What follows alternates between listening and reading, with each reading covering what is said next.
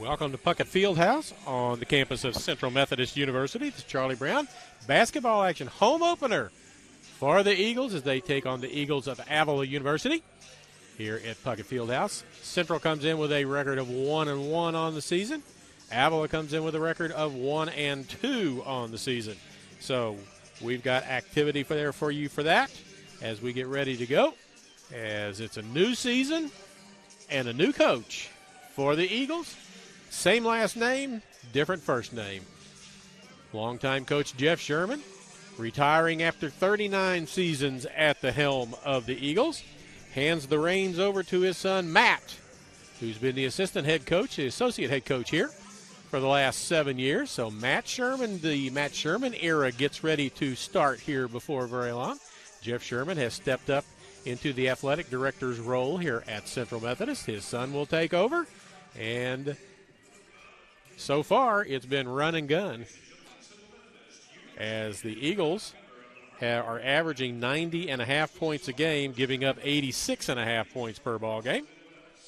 Avila, on the other hand, scores 61 and gives up 79. They've got a couple of blowout losses, so that's why their numbers are the way they are. We see some bodies back from last year for the Eagles, as we see several of their previous starters, previous players are still back. And we see some new ball players, so we're going to be doing the same thing you are. We're going to be learning who these people are as we go along, as there are new bodies for the Eagles. I'm joined by David Fox. David did a couple of games with me last year, did a fantastic job. I was happy with what he did, and he was happy enough to come back at least one more time. Charlie, thanks for having me. You're too kind, and what an exciting night in Fayette, Missouri. And certainly we've got, you and I were talking, had a chance to talk to Athletic Director Jeff Sherman before the game a little bit. There are a lot of activities going on at Central Methodist University right now. There are. We were just talking about what all's going on here on Saturday as well. There is the last home football game of the season at 1 o'clock. Then there's a soccer game at 6 o'clock. And then the women play basketball, and that's been moved back to 7:30 so people can get down to the soccer game and then get back up here for the basketball game. So there's all kinds of things going on, and I know that next Saturday the volleyball team is having a play-in, is the opening round of the NAIA National Tournament, and they're hosting that, a round game here. So there is all kinds of things going on around here these days, as there has been the last couple of years with men's and women's soccer, basketball. You have the women who went to the Final Four last year. You have the men who made the NAIA tournament for the first time in a long time. So there's lots of things going on, and we're just excited to usher in the Matt Sherman era of basketball here. And I know from talking to his dad, Jeff, that he's a little nervous about some of this, and he really kind of misses being around the guys as much as he has been in the past, but he knows it was time for him to make a move and jump up as the athletic director spot opened up, and he was a logical choice for it after 39 years here. I don't know that there's anybody that knows how this place works better than Jeff Sherman does. No question, and the legacy. Of course, Jeff, those listening may know, may not, is going to be inducted into the Missouri Sports Hall of Fame a week from Sunday. Well-deserving, and I think that's a reflection of his success, not only as a player back in the day, Charlie, when we were in school, but also his unbelievable success as the head basketball coach here at Central Methodist. And just, you can't even think about how proud he and certainly Julie and maybe Grandpa Sherman from Western Colorado might be listening to us today. Oh, I'm sure they are. Just an unbelievable opportunity, number one, for Matt, but also kind of keep it in the family. Well, it's I think most coaches' dream is to go back to their alma mater at some point in time and coach, and Matt's been here for a number of years, and now the reins are his, and you know, I won't see it, but 20 years from now you might be talking about Matt Sherman's in his 21st year at Central Methodist. There's no question. You know, the Sherman family could have a dynasty here of 60, 70 years of coaching here at Central Methodist. You know, and talking to Matt, you know, I think also, even though he obviously went here to Central Methodist, a fantastic player and certainly played for his dad, but you know, after graduation he got away. Spent some time with Larry Howley at William Jewell, I believe at Graceland at one point in time, and had a chance to go out and kind of experience basketball at a different place, different levels. Started working on creating his own identity as a coach, and couple of years back, came back and joined his dad here at Central Methodist, and here we are tonight, his debut against a good Kansas City team, Avila. Yeah, Avila used to be in the Hart Conference years ago. And then they went out on their own. I don't know which conference they're in now, but they're familiar with this area as well. So we've got some returning players for the Eagles. We've got 2 starters that returned from last year in Isaiah May and Thomas Sawulu. And in talking to Big Tom's family, it's going to be 1 o'clock in the morning there, and Mama wasn't sure that she was going to be able to stay up for that and go to work tomorrow. So we're going to see about making sure she knows at least what the score was when it's over. And I have a way of I can send her the file of the ball game. She can watch it at her convenience. So excellent. Yeah, that's one of the great things about technology. We can do this live, and then people can go back if they can't get to it. And in this case, I think they're 7 hours ahead, so I understand that. Well, she was pretty faithful last year in making sure she got to the ball games, but she's talking about the fact that it's getting up in the morning and going to work doesn't sound very thrilling to her. Yeah, there's a tomorrow. Yes, there is. It's not Saturday. Yeah, and again, Charlie, just to compliment you and what you do, just referencing you're going to be, 3 different broadcasts here on Saturday, but, I'm one that watches these streams and broadcasts, as I know a lot of former players and friends of mine from our generation. Wouldn't be possible without your unbelievably excellent work and and the time, energy, and effort that you put in. So you're talking about, obviously, Tom's family across the seas, but certainly folks here in our area and around the country appreciate it as well. And always happy to give a shout-out to anybody that would like to have one. So just let Rachel Moore know here if you want to be talked to during a ball game. I'll be glad to mention your name. I'll mention the Shermans out in Colorado every single ball game, so don't worry about that. So we got plenty of time to introduce. I know Isaiah May's family. He's from Belleville, Illinois. They tune in a lot, and they're at a lot of the ball games, and they always come up and say how appreciative they are of being able to watch Isaiah play in the ball games that we do here at home. We do all the home ball games for the men and for the women. And I've already done a women's home ball game, and I got another one Saturday night. So just about we're about into full gear. Next week or the week after is the start of conference play.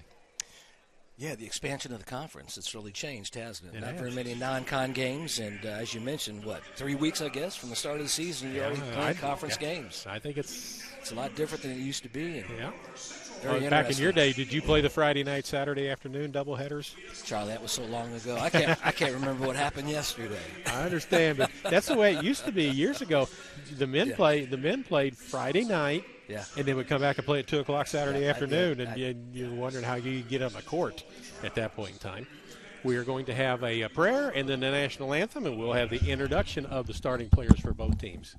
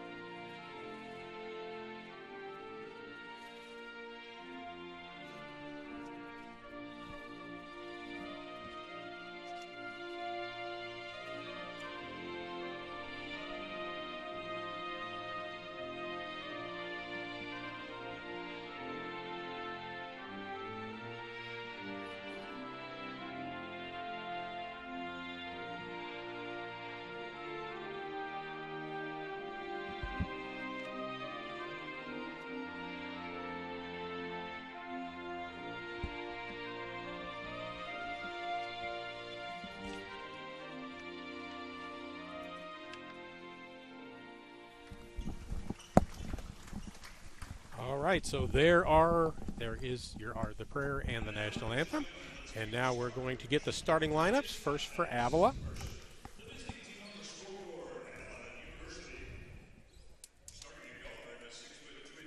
A 6'2 sophomore out of Wichita, Kansas, number 3, Octavian Williams.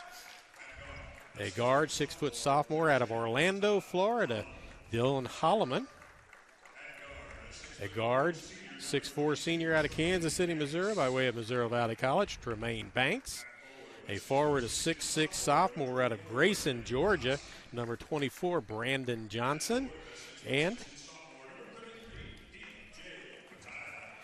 a 6'6 sophomore out of Kansas City, DJ Pataya. Bill Sloan, the head coach, Darian Miner, Taj Downs, Josh King, Trey Heinrich Schweiger, and the lights go out except on us, so that's good for us. At least we'll still be able to see who they are. For your Eagles. You know, as we get ready for this broadcast, looking at some stats, I certainly appreciate that.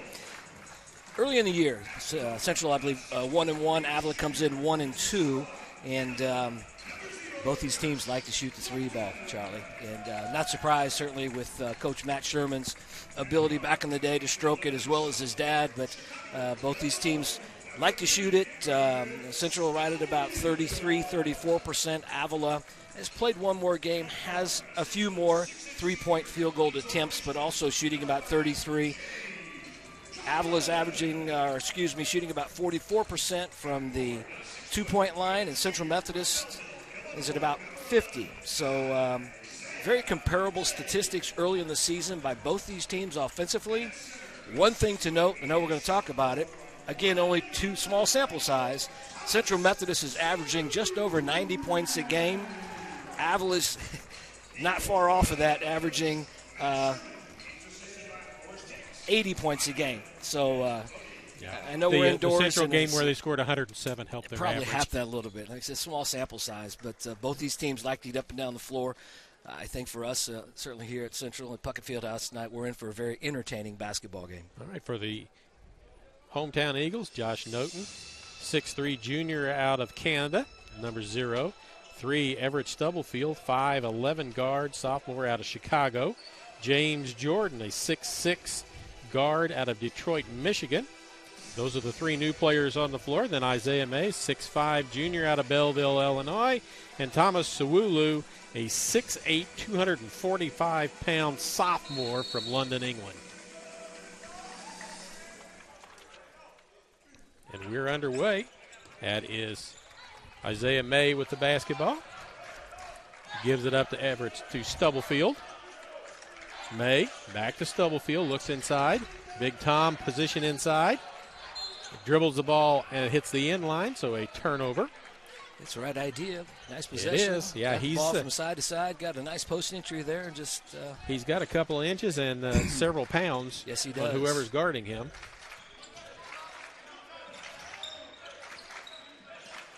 Banks with the basketball. Back out. This is Williams, top of the key. Hands it around to Holloman. Back to Williams. I think this is Williams' first game because he's not on their stat list anywhere. I noticed that. 3-pointer, no good, tipped around. May tries to come away with it. It just keeps getting tipped. Avila comes down with it. This is Williams to the hoop. Forces it up. Big Tom with a rebound. You're not going to get the ball away from Big Tom. No, you're not, man. Good play that time by May. Really altered that shot that time by Williams as he took it to the basket. Good defensive possession that time by the Eagles. So Everett Stubblefield, by way of Land Lake Community College out of Chicago. Down the lane, Jordan kicks it back out. 3 on the way by Noten, no good. Tipped around all the way back out to the hoop. Charge or block? Heading the other way. Yep, I think that's the right call. See early on, pretty good ball movement that time. Nice penetration that time. Kick out for a wide open 3 by the Eagles. Just couldn't get it to fall. We played a little over a minute. Lots of action, no points. This is Holloman. Banks into the corner, back to Banks. Wants to drive on Jordan. Little pump fake, and a travel called. Yeah, created some separation, pretty strong. Banks got good body on him that time. Pretty physical drive to the basket, created some space. Yeah, a little bump, got him some room, but he shuffled his feet. I thought maybe they're going to call a push on him. Jordan to the hoop, puts it up, can't get it to go, but he's going to go to the free throw line. James Jordan. He is 9 of 10 on the year from the free throw line. It's one of the newcomers, correct? Correct, for these yes. Eagles. And, yes. May, number 11, and Sawulu, 24, are the only returners on the floor right now. And again, it's early in the season with just 2 games, but Mr. Jordan is averaging 25.5 per game, Charlie Brown. Yes, so he is. He has the ability to put the ball in the basket. Yeah, and if you're going to be 10 of 11 from the free throw line, you're going to score some points. Yes, sir. Those are why they call them free shots. They're just freebies. And there's another one. And the Eagles have I can't say Eagles. Central has a 2-0 lead. Both sides are Eagles.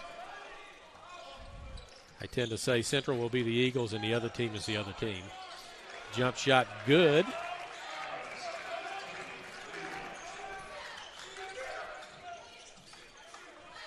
By Williams.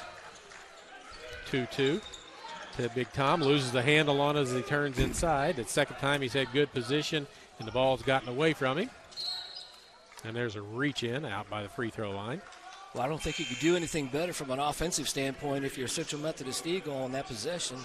Great spacing, great ball movement. Big Tom had tremendous position and second possession early in this game. Yep. Kind of lost it, taking it up.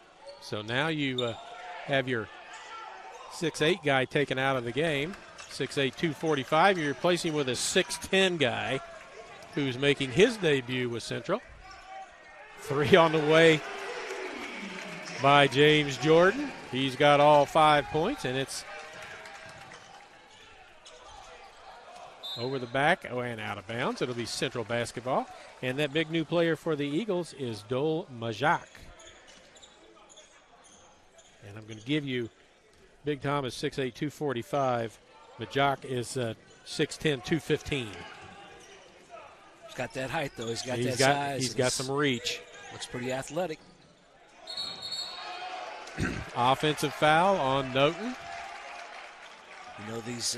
Second foul, both offensive. Yes, sir. And I was going to make a comment about the offensive fouls. This is a very well coached basketball team, this Avila Eagles team, and doing a good job rotating on this penetration by the Eagles early on. Just under 3 minutes in this basketball game, 2 offensive fouls. Into the ball game, Trent Lyles, 6-foot junior out of Sedalia, Missouri. Averaging 6.5 points in the 2 games for Central.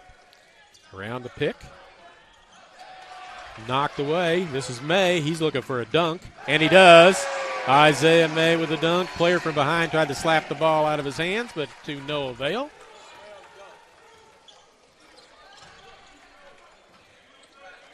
It's 31, Jordan Gilmett to the hoop. Bank shot off the glass and good. That's Brandon Johnson. Again, Johnson's got that big body, and boy, he uses it very well. Nice move that time.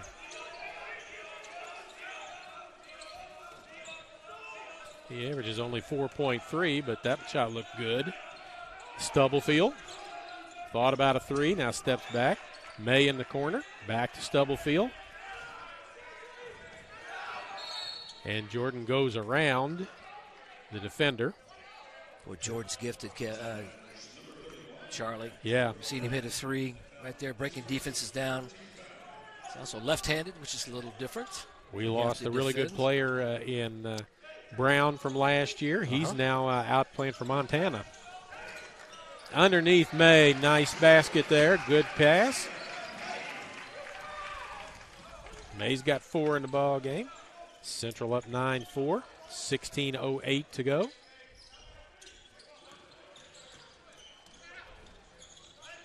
Floater in the lane, good by Dylan Holloman from Orlando, Florida. May, Jordan. Boy, he's got a quick first step. Gets stuffed, gets the ball back. Lyles, who can jump out of the gym. Pretty good spacing, pretty good movement so far for the Eagles. Stubblefield, ball fake to the hoop. Back out May. Elbow jumper, rattles around, no good.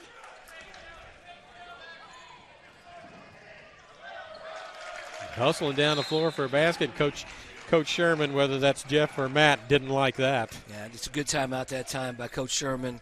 It's 2 possessions in a row. Central hasn't done a great job getting back on defense. And also, if you kind of look at Avila, it was 9-4, 35 seconds ago? And obviously, still 1-point lead by the Eagles right now. It's, I think, how Avila is attacking those last 2 possessions. Their points are coming in the paint.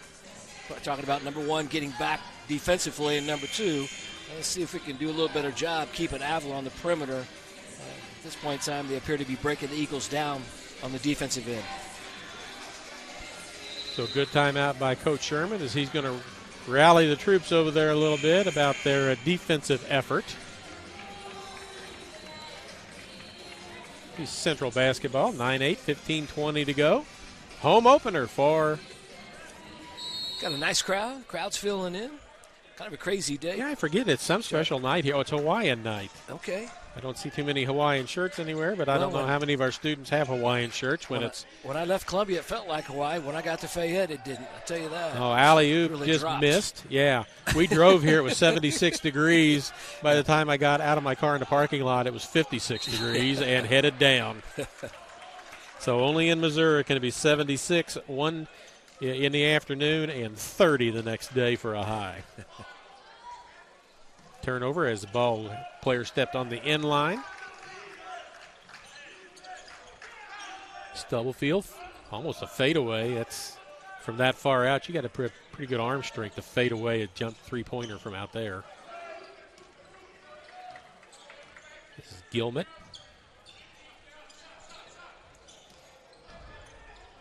Try to go to the corner. They do. Bounce inside. Jumper over the top of our big player, Majal. Majak, sorry. I don't know if we're going to have any shot clock violations tonight, Charlie. The way this game is going, both teams like to get up and down the floor. We talked about it. Well, we know the buzzer worked because it worked a while ago on a last-second shot off the shot clock. But I think you're right, David. I don't think anybody's going to run their offense all the way through 2 or 3 times each time to the floor. There's absolutely nothing wrong with that. Both teams struggling a little bit. Put the ball in the basket, but have some really good shot opportunities. Jordan, pick, back out, pulls up, doesn't go. Gilmet, Williams, Johnson. Tough shot there. Good D. May again, another great defensive possession. I think you got a piece of that one. Missed. And Isaiah May is going to be called for a foul on hustling after the ball. Well, that's a couple nice possessions. Obviously, offensive rebound that time by May. Kept the ball alive. A tough call, Charlie. I thought kind of a loose ball. Both players going after it, and unfortunate for May. We're heading the other way. Larson brings the ball inbounds, directing traffic. Has it. Johnson, top of the key. Jumper in the lane, gets it underneath. Tough shot there, but gets that to go.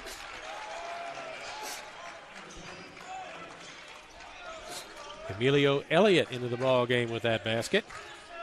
And Avila has its first lead at 10-9. Stubblefield, ball fake. Runner down the lane, scoops around, no good. Tries to come back door and get a pick off of it. Can't. Nice pass to Johnson, lays it up and in. And Coach Sherman's surveying the bench. Yeah, again, just getting beat back defensively, and got to run the floor. We'll have 2 new bodies coming in for the Eagles. Next dead ball. 3-point lead for Avila, the biggest lead they've had in the ball game. It's been James Jordan has been the offense, and Isaiah May. Lyles around, back out front. Nobody wants to take it. Stubblefield does, misses it. And it goes out of bounds. It'll be Central basketball. Charlie, even though they've missed some shots, that was really good. You know, Jordan giving it up. One more, as we say in the coaching profession. Stubblefield wide open for 3. And just right now they're not capitalizing on those outside shots, but still playing within the system, moving the basketball. Really like to see that. And I just think it's just a matter of time. And certainly this basketball team we know and we've seen can score and put the ball in the basket. They're just kind of struggling right now, but sticking with it, it'll come. There's no question. In for the Central Eagles, Jaden McGrew. That was him with the ball. This is Jaquan Morris. James Jordan.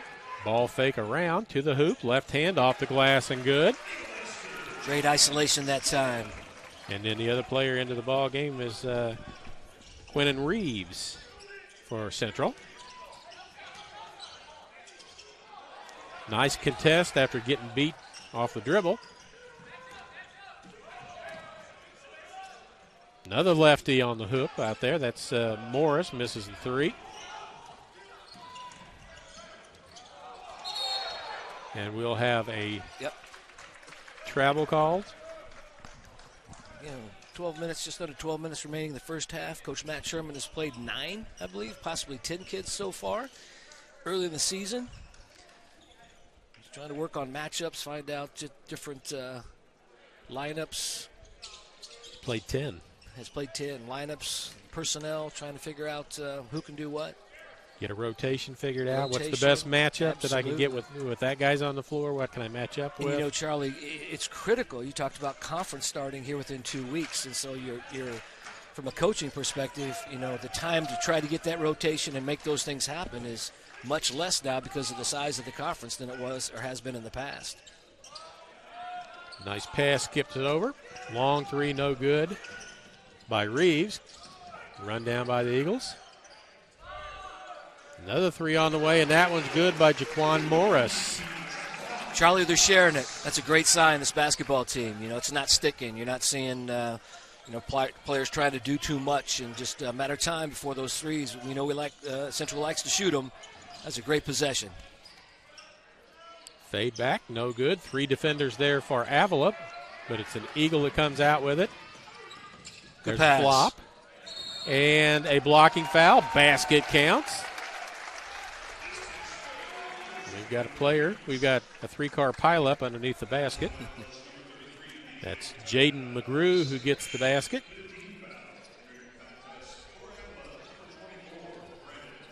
Brandon Johnson back in.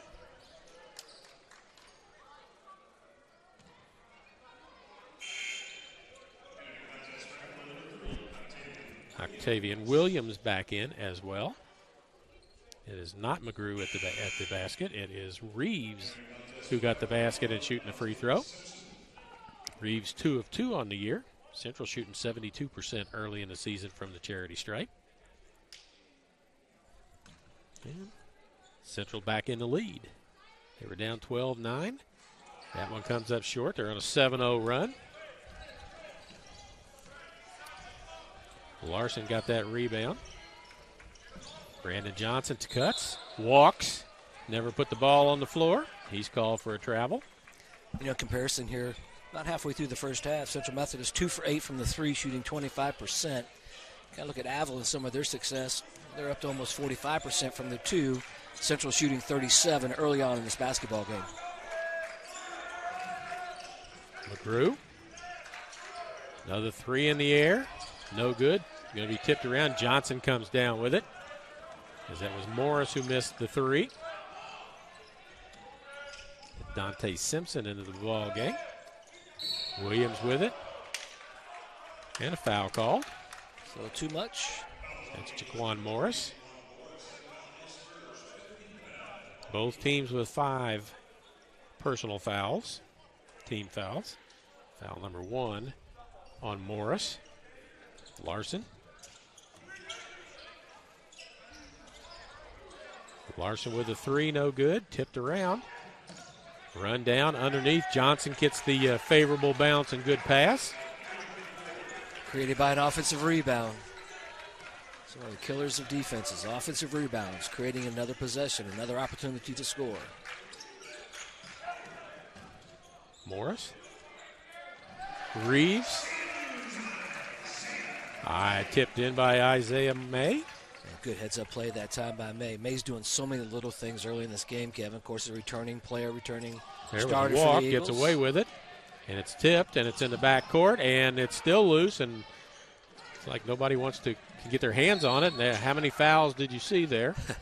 And it still didn't get one called. Play on. Out of bounds. Play on. Good hustle by both teams. I look, David, as when the conference starts, and Graceland is here on the 21st. That's a week from next Monday. Man, that's something else. Not that every game doesn't matter. They do, Charlie, no question. But I'll tell you what, the conference starting so early. Here's the home schedule. I think there's 23 games on it, not counting playoffs. And for those of you that really like women's basketball, circle the 26th of November on your schedule. That's when Clark comes here to play. Clark beat the Lady Eagles twice last year. Ooh. Regular season for the championship, postseason for the championship. And if Clark hadn't lost in the game they lost in the tournament, they would have played Central in the Final Four. Isn't that something? I'm glad you told me. I had a chance to talk to Coach Mike Davis, who's here in attendance tonight. I'll make sure I don't say anything about Clark. Well, he doesn't need any more cannon fight. He'll be ready. Well, his kids will be ready. And I have a bit of piece of information about Coach Davis. He got his 750th victory on his birthday on Halloween. Isn't that something? Well, congratulations, Mike Davis. And I believe he is awesome. the winningest active coach in NAIA women's basketball and maybe even just basketball, period. Man, that needs to be published. That needs to get out. They stopped the game and gave him something when he won his 700th game, but he's at 750 now and counting. What a great man. Great coach. Heck of a player. Great player. Yeah, the women returned 4 of the 5 starters from last year's Final Four team. Yeah, he told me they're tough, so that's and great. They had to replace their All-American point guard. They got a little girl. They came in here, a young lady. I can't call her a girl. She's an ex-Marine out of Georgia Tech. Congratulations, Mike Davis. That's just outstanding. Long throw in. This is Marcus Anthony into the ball game. That'd be player number 11 or so for the Eagles as we have some more back in. Here comes a pick by Big Tom, and you don't want to run into that. Marcus Anthony, 3 just into the ball game. Big Tom with a rebound. McGrew down the lane, puts it up and in. We talked to Avila, possession of 2, offensive rebound, extended possession. That time, Central. Big Tom, nice job on the offensive glass. Dante Simpson with the basketball. Gets around the pick. Cut off. Back out. Larson. Johnson with it. Looks inside. Back to Larson. Simpson. Running the shot clock a little bit here. Down 6 with 8:55 to go. Simpson eyes it up into the corner to Larson with a 3. No good. Morris with the rebound. He runs it down the floor. Bumps. And a blocking foul. The basket will count, and Jaquan Morris will go to the free throw line. A nice coast-to-coast that time by Morris. Good defensive play. Long rebound. Make sure we mention all the coaching staff for Central. Matt Sherman, the head coach. Forrest Hicks, Brian Adams, and Fode Kamara, who was their high-energy player last year as a graduate assistant coach. So good for Fode. He gets to stick around to the program and be part of it off from the other end now and try and teach it to somebody. 9-point lead, biggest for the Central Eagles in this ball game. Williams. There's a turnover. As Simpson was going to pass it, but nobody was looking. Big Tom gets his shot blocked. Here comes Brandon Johnson on the run. Up good, and a foul. Go on Jaden McGrew. Basket counts. He's got 8 in the ball game. He's got half of his team's points.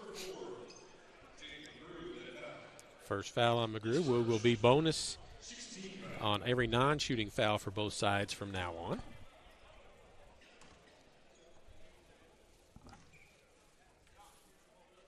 Johnson, an 83% free throw shooter, and misses that one.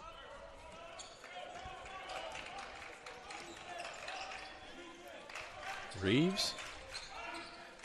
Anthony looks backdoor cut, nothing there. Gets it back out to Morris. McGrew. Three-pointer on the way and nothing but net for Morris.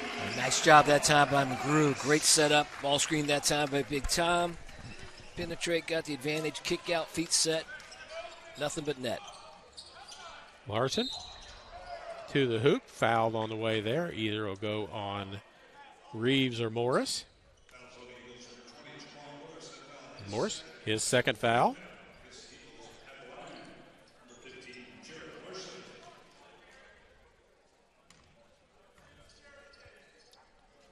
Larson makes the first one.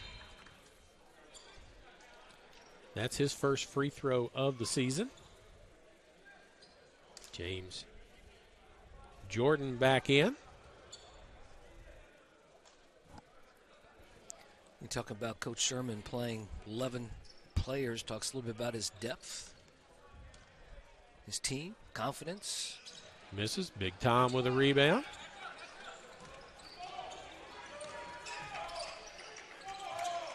I heard the story from overseas that Big Tom's grandfather was called Big Tom until Tom sprouted, and now Tom Sawulu is the Big Tom in the family. And the previous Big Tom is not Big Tom anymore. He might still be called that, but he's not the Big Tom anymore. Block. And what have we got? Flop. Yep. I think.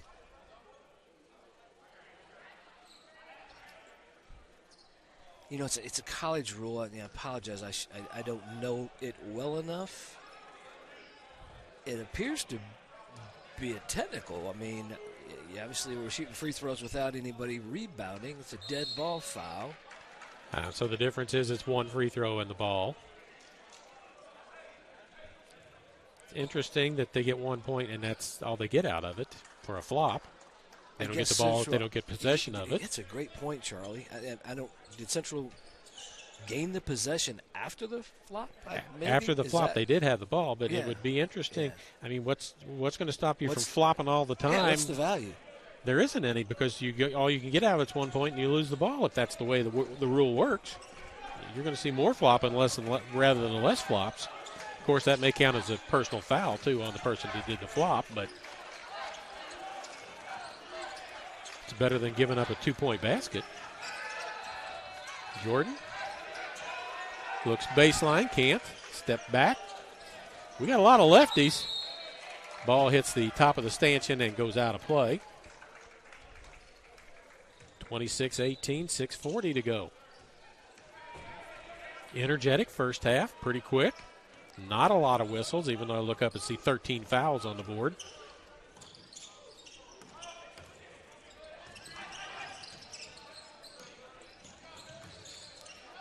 Simpson kills his dribble. Well, that's a tough move right there. Jalen Carter, 6'6", junior out of Little Rock, Arkansas. Two basketball teams with two different styles. Central Methodist up to this point in time, I believe, has attempted 13 threes. Avila's attempted 3. Avila's working their offense to try to get something in the paint, looking more for a 2-point opportunity. Central has shot as many threes as they've attempted 2s. So a little different styles by both these teams. This is Reeves to the hoop. Nice pass to Big Tom. Ball fake, puts it up and in. His first 2 points of the ball game. Last year he came off the bench a lot, and he was instant energy. When you see a 6'8" guy diving for balls on the floor, you better get after it yourself, or you're going to get the ire of the 6'8" guy at some point in time. Big Tom keeps it away from the basket. Long three, going to bank it in. Nope.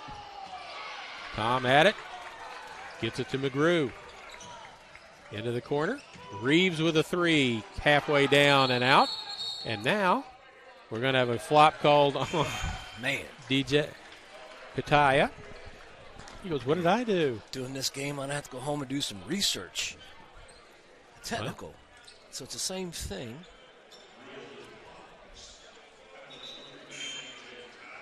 So it's almost if they wait until the possession is over, or there's been a change of possession before they call it.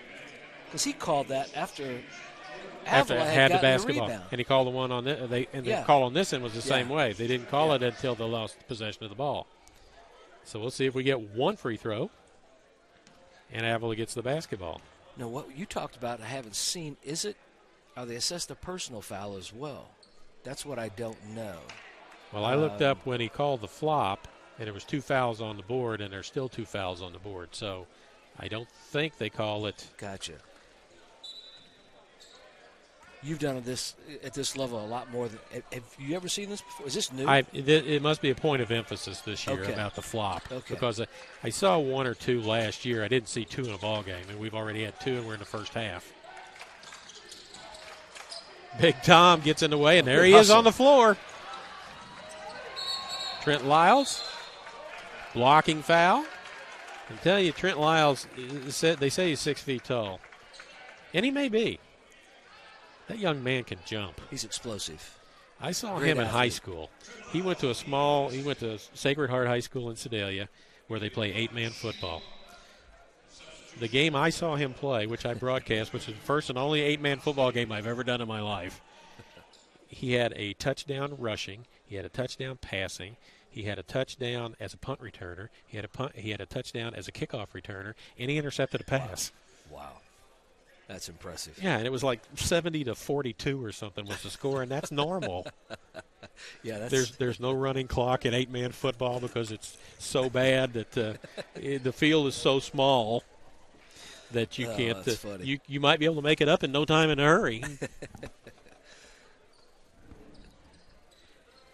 So we're cleaning up a little perspiration underneath, and the official asked one of the players to come over and squeak it with his tennis shoes to see if it's all done. You kind of look at some stats here. 4:50 remain here in the first half. Avila shooting 43% from the 2, 0 for 4 from the 3. Charlie, they have not converted on a 3-point shot. Central Methodist is 12 for 30 from the 2-point, 40%, and 3 for 14, 21% from the 3. Avila has attempted in their first 3 ball games 86 threes. So not quite 30 a ball game. Yeah, and only shot 4 so far in this basketball game. Free throw good. Lengthens the lead out to 31. Lyles with 3 points in the ball game.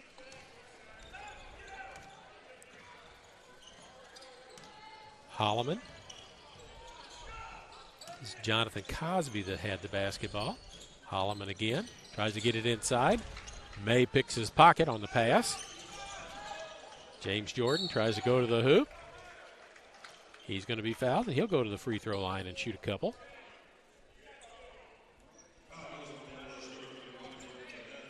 He was 9 of 10 coming into this from the free throw line. I think he's 2 for 2 in the line. So we talked about a good way to pick up points, especially when you're averaging 25 and a half. Mm-hmm. Strokes that one, and he's got 8 with 4:32 to go, and it's a 12-point advantage for Central. Yeah, he's a nice player. You know he can shoot it. We've seen him hit a 3. You know, it's really a dynamic. Can't get that one to crawl in, but there's Big Tom with a rebound. Can't get it to go in traffic. Isaiah May knocks it down off the pass.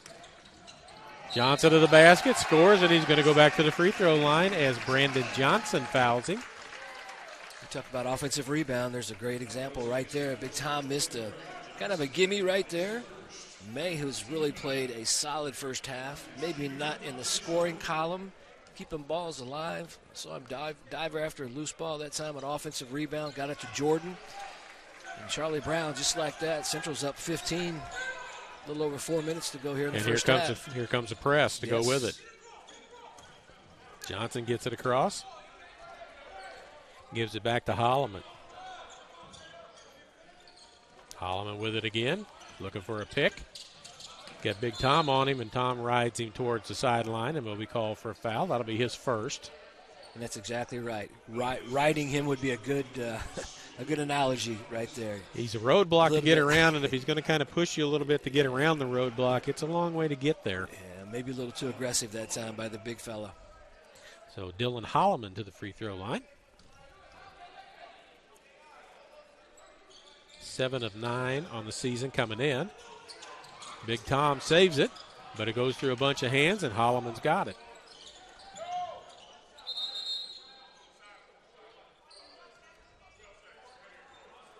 Shot clock, as they had reset it to 30 when it had to go to 20, and they've reset it now to 12.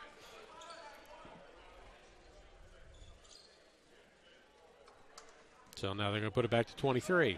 Okay. We'll bounce it around and get it right somewhere. Cosby. Holloman. Oh, he walked. He took about 3 steps. Good D. step through. Foul called. Jordan Gilmet. Jordan just put so much pressure on the defense. So much pressure. He can get to the paint. Right there, nice aggressive drive. He's going to shoot a lot of free throws this season. He is. James Jordan, 6'6", 185, from Detroit, Michigan, by way of Eastern New Mexico University. He and number 20, Jaquan Morris, both came from Eastern New Mexico University.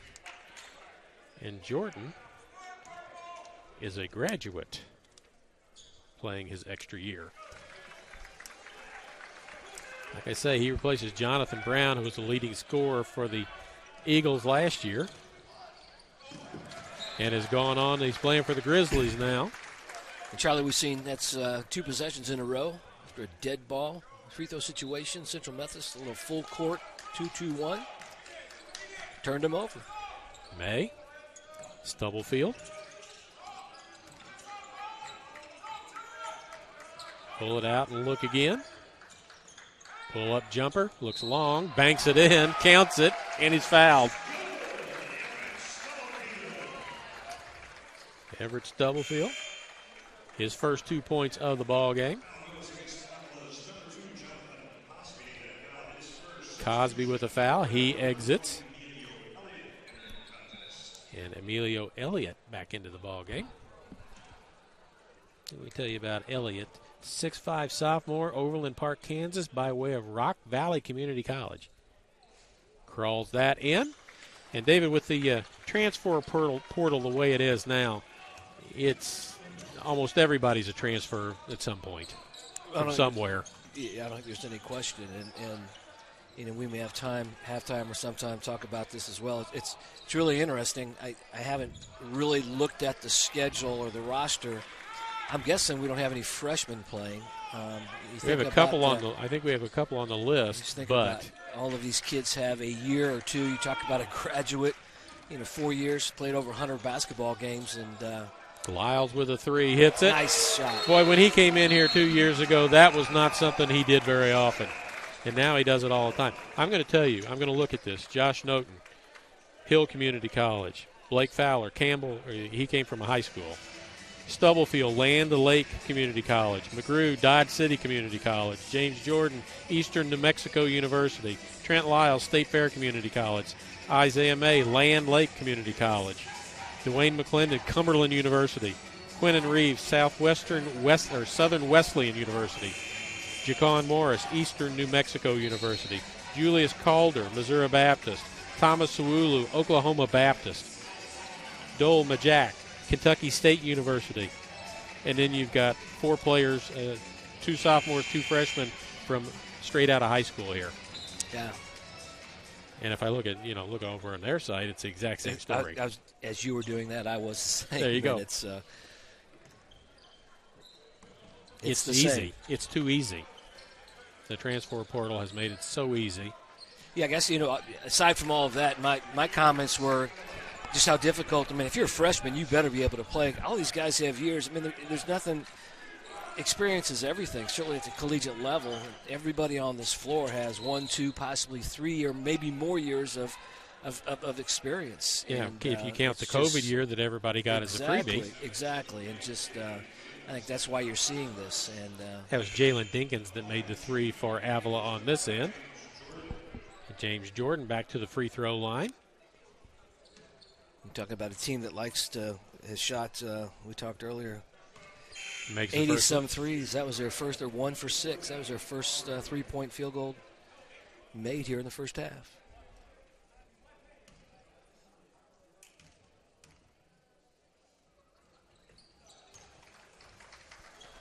Did a high school game a couple of years ago with Versailles High School. They led the nation in 3-pointers per ball game with 47 as a high school team.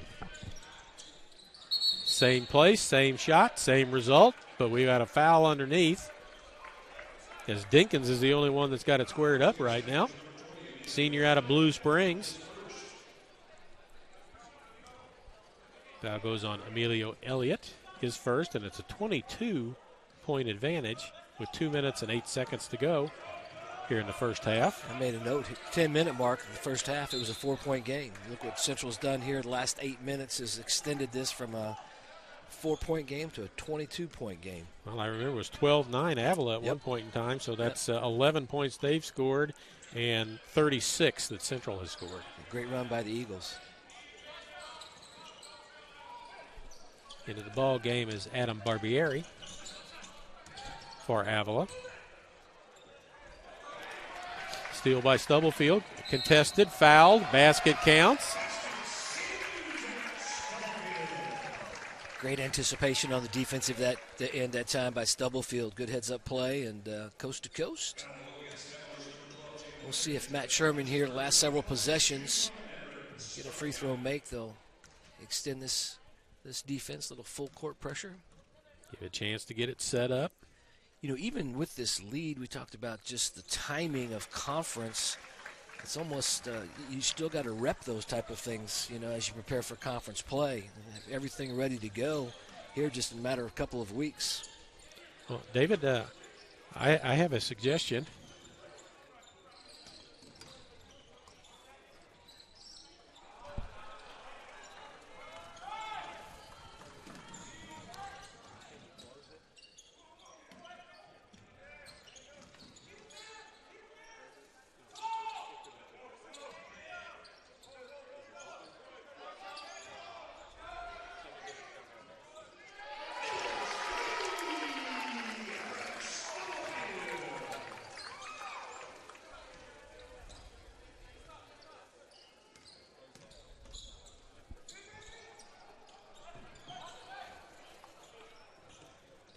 Got a technical issue that we took care of there real quick. Dinkins with another three. That one's no good.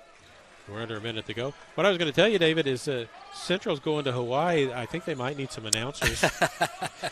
They've got a couple of games in Hawaii this year. I'm in. That's what I thought. I've told Jeff Sherman on several occasions that if you got to have somebody to go, I can give up some of my time for that. Lyles with a three. Back of the rim, no good. Sawulu battling inside, but too much pushing on his part. He picks up his second personal foul. You know, he had a little technical difficulty, and Central had a nice defensive possession, and Stubblefield wide open with a three, and you see that confidence defensively. Intensity picking up.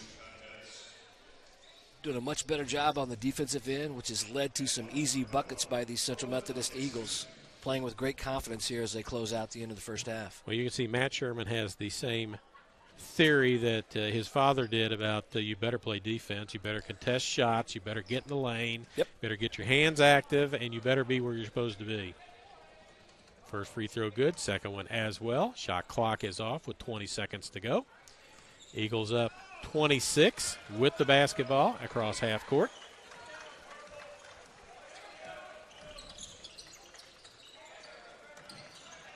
Jordan, a little early with the shot, but three, so why not? Tough stuff right there. And Avila hits a three at the buzzer on the other end, and Coach Sherman won't be too thrilled with that. He's got a 26-point lead, and he's not happy. Nothing wrong with that, Charlie Brown. Gave up a wide-open three there at the end of the half. Coaching, I love it. I'm telling you right now, Coach Sherman, Coach Matt Sherman, has got to be pretty happy with a 54-point effort here at home and a 26-point lead at the half. Without a doubt, and we'll look at some stats, but just initial observations. They're doing so many things right. Sharing the basketball in the offensive end certainly has some talented newcomers that he's added to this year's basketball team, and they're still playing 12 kids in the first half, working on that rotation and, trying to figure out who can do what have you. But Mr. Jordan can play. He is, he is a very good basketball player, and obviously things so far in this basketball game, and I think this season's are kind of going through him, but Charlie's got some other really good pieces, and he does. just James, great looking at first Jordan's half. stats coming into this ball game: 64% from two overall, 54.5% from the 3-point line, and 90% from the free throw line. Yep. So that's gonna get you some playing time. And as you get into conference season, teams start doing a better job scouting you and preparing. Everybody knows each other. You know as well as I do, players got to make plays. It comes down to whether they're one-on-one, space opportunity matchups or just scoring. And a long way to go, certainly. But the Central Methodist basketball team, you talked about Mr. Brown last year. They had the ability to do that. Mr. Jordan does have that ability, and we're talking 18 of the 54 first-half points by him. So he's he averaged 25, and he's got 18. Yeah, so and we looked up with about 4 minutes to go, and he had 8. Yeah, and again, I made a comment, and this is an unselfish basketball team. A lot of it, he's got some wiggle, and he'll do some things to create, but he also shares the basketball, and they had some shooting woes early in the first half, especially from the three-point line, but they've done some really positive things on the offensive end, and I 10 assists, which is great, and it's a really, really good first half by these Eagles. Good home opener for them so far.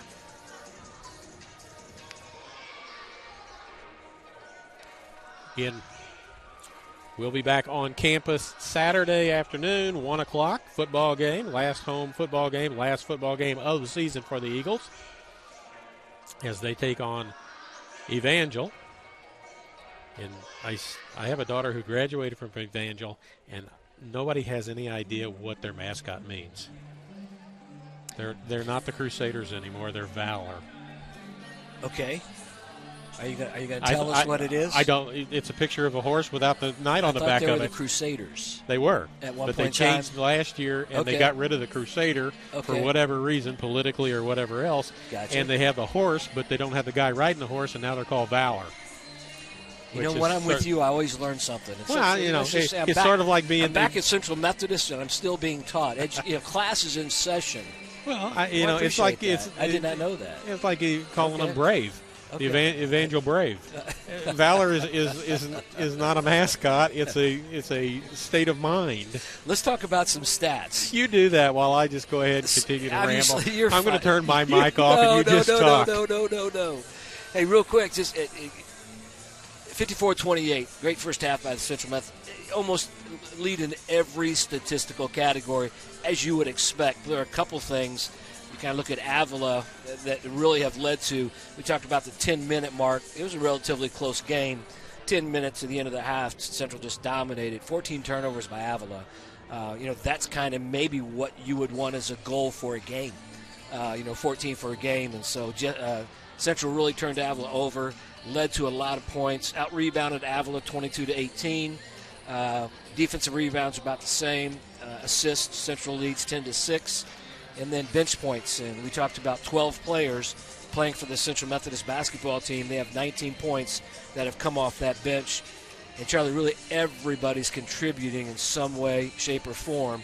And it's just been great to see, and I think that's why we see the deficit. David, you know as well as I do, with the number of players that Central has played, being 12 or 13, you're fighting for playing time. And you better do something constructive when you're on the floor, because it may be a while before you get another chance. It's a coach's dream.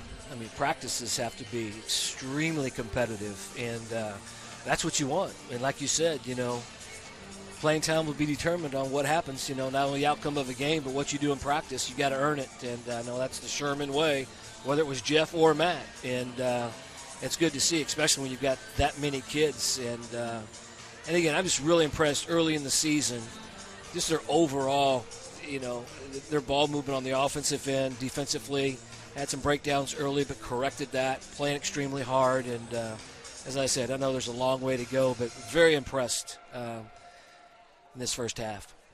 And we'll be back here. Got a football game on Saturday against Evangel, and that will be the last football game that Central and Evangel play each other for a while, if not a long while, as Evangel is leaving the conference and headed to the Kansas Conference.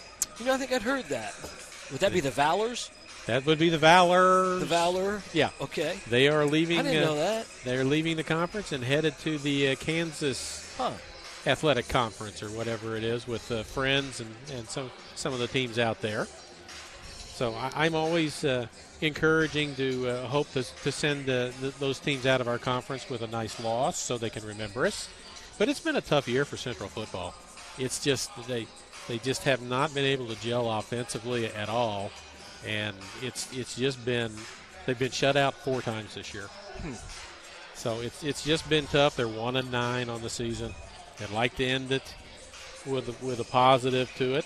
And then there's a soccer game, and I don't know if it's men's soccer, women's soccer, at 6 o'clock Saturday, and then we're back here for women playing Missouri Baptist in basketball. So, and then I think next week, I'm looking at my schedule, next Tuesday I'm back here for Sterling in to play the women.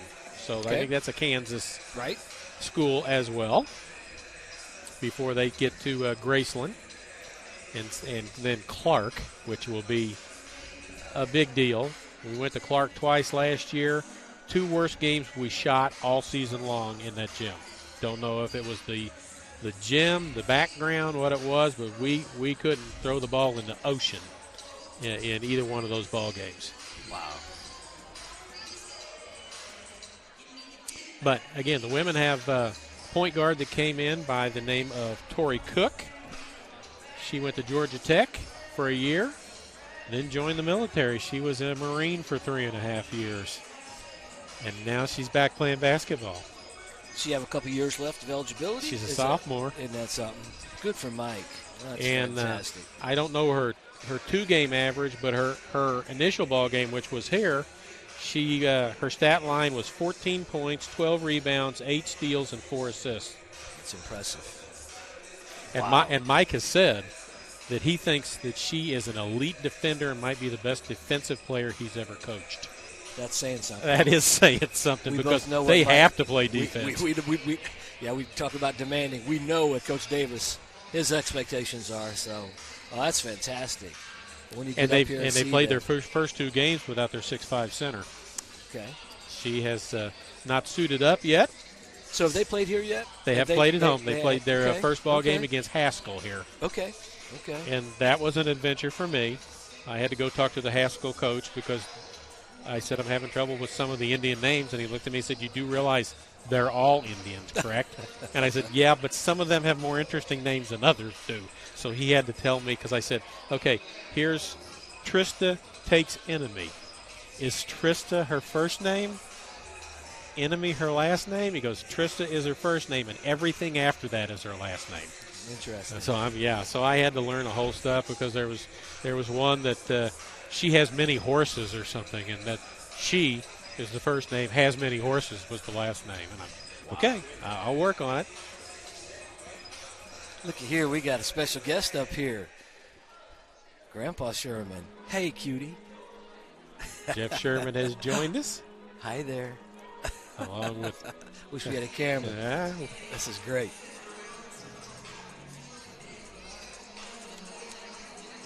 Great first half, Coach.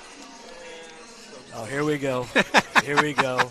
Here comes the never happy coaching side of Jeff Sherman. I don't know. It was all right. So. Oh, you're the greatest. Cute.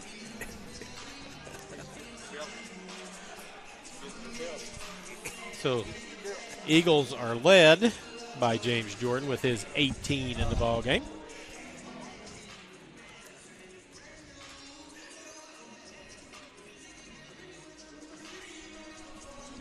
As the Eagles are back out on the floor. As I don't think they had too much to talk about at halftime about the way things have gone so far. But everybody's contributed so far one way or the other, whether it's an assist, a rebound, a steal, a defensive switch, something.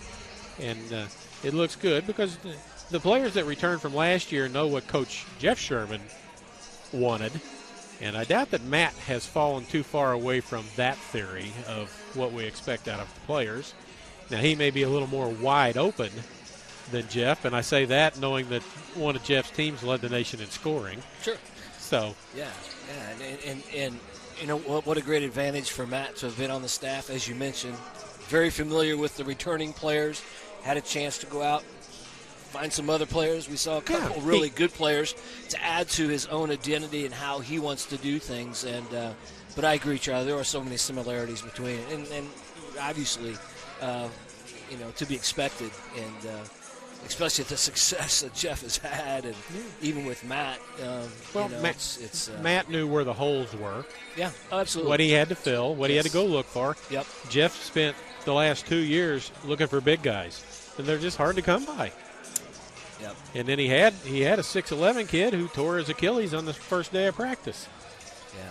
Well, and that kid also was here the year before and couldn't get back from South Africa to the United States because of COVID. Yeah, and we talked a little bit about NIL. Years ago, and of course we can talk about Dan Whithelm, one of the greatest players ever play here, being 6'8", but he also had guard skills. NAIA for a long time was a guards league.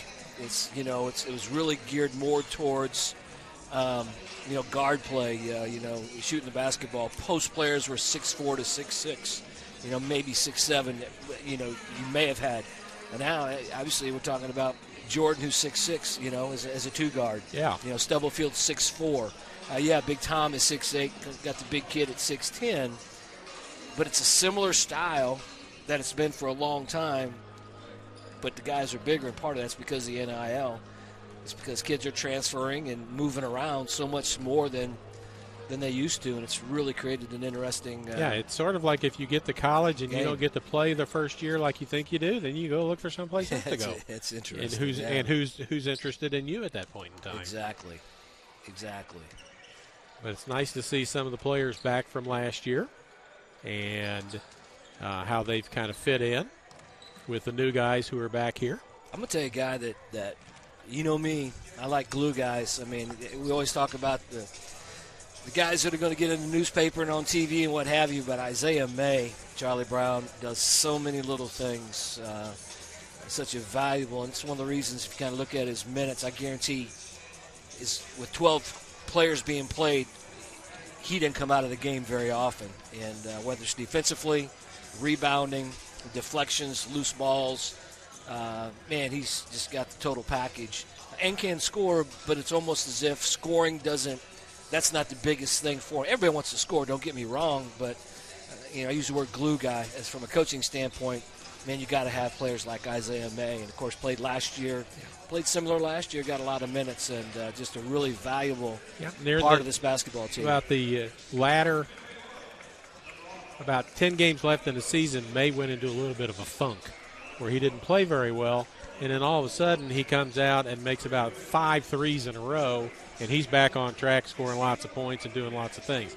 He is the guy that will play defense. You can count on him to be where he's supposed to be. He's going to get the boards when it comes his direction, and he's going to get the ball up the floor. And he's going to find somebody. If it's not him getting the jump shot, he's going to find somebody that's open to get it to. Well, you kind of look at scouting and assignments. My guess is he probably is going to guard the other team's best player. He's 6'5", he's athletic, he can guard on the perimeter if need be. Of course, you've got other sides. The Central team does. He can help out in the post, and just very versatile, very valuable. Not to take anything away from any of the other kids, but seeing them last year and seeing him again this year, boy, he is a real key part of this basketball team. And he's listed on the program as a guard/forward, so Absolutely. Obviously he can play either position that he wants to.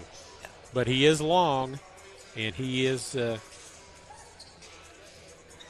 main part of this. He's one of the two returning players that are out on the floor right now. So, Charlie, here we go. Start the second half, 20 minutes, getting ready to start Avila's basketball. The only question I have for you, are the Eagles going to score 100? At 54, I doubt it. But the crowd's going to root for him to get to 54. Okay, you're saying they won't. I say they will. Yeah. At the ball, shots missed. Tom Swulu with a rebound, even though he's doing it one-handed because his other arm's pinned. The crowd here the other night was all over the women to get to 100. They got to 96, and the crowd wasn't happy. That was a Halloween night, so they were already all sugared up anyway. There's a steal by Johnson. Almost turns it over. Holloman with it. Surveys the scene. Johnson left wing, cutting underneath. Back out corner jumper. Rims out no good. Stubblefield through traffic, 3-on-2.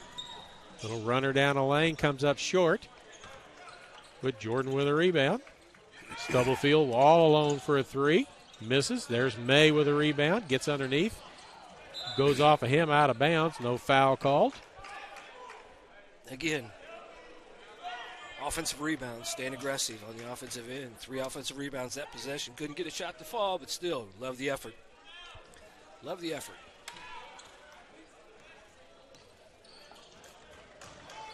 And the one thing that I did notice in all the stats in the first 2 ball games, Central was out-rebounded by their opponents, and that's not what they're used to doing. They out-rebounded people last year by 10 or 15 in a ball game on average. Ball gets loose, through.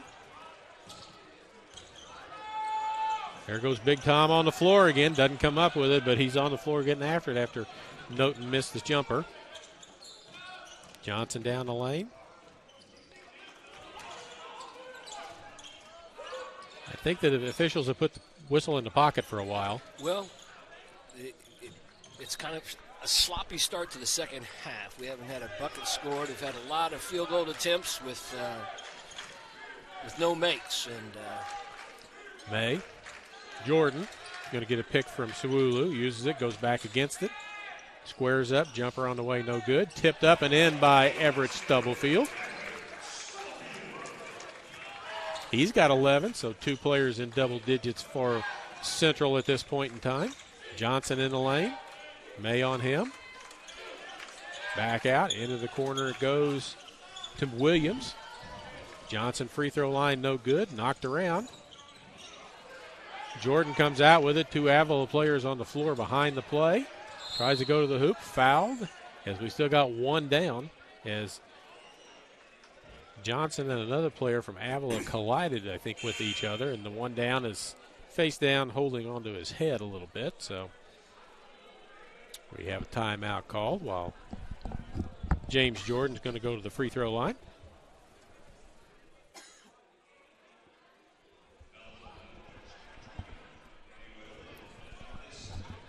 That was Octavia Williams that is down. He's up walking around behind the bench. Foul goes on Emilio Elliott, his second foul. Jordan back at the free throw line. How many free throws has he shot so far, David? Yep. I'll give you that here in just a second. First one's good. That makes him 3 for 5. Okay. Oh, I am so sorry. 4 for 6. No. That makes him 10 for 11. I was looking at his 3 points. 10 for 11 so far. In this game, he's already shot 11 free throws? Yes, sir. He was 9 for 10 coming into the game. Yep. No wonder he's got 20 points. Excuse me. Noten with a rebound. Comes back out. Stubblefield with a 3, looks long. Rims out, no good. Jordan with a steal, 2-on-1. Step around to the hoop. Left hand off the glass and good.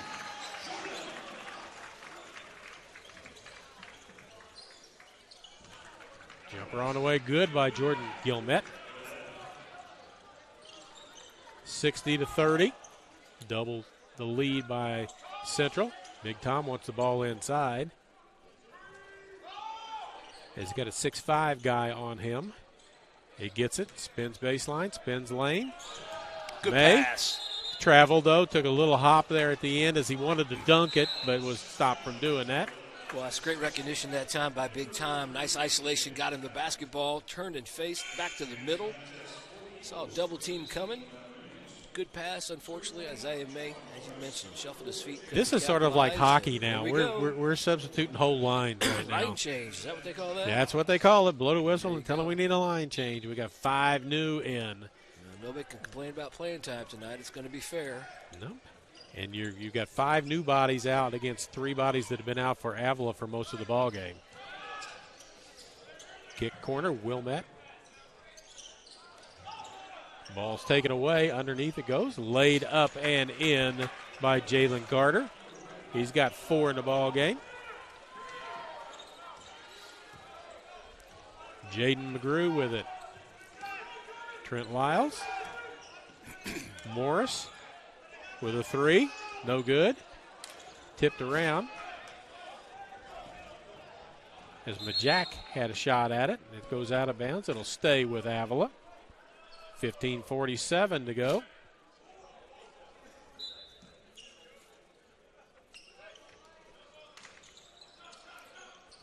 Central with a 6-4 advantage so far here in the second half. Lyles tips it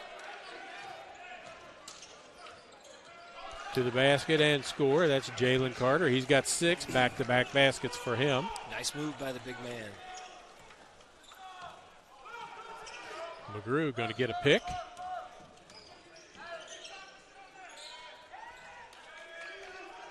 Reeves.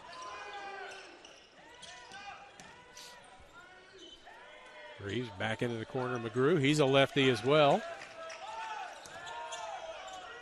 Trying to get the ball underneath. Nobody get there. And a basket and a foul. Dante Simpson. He's got 8 in the ball game, and he's going to go to the free throw line. Jaden McGrew with his second personal foul.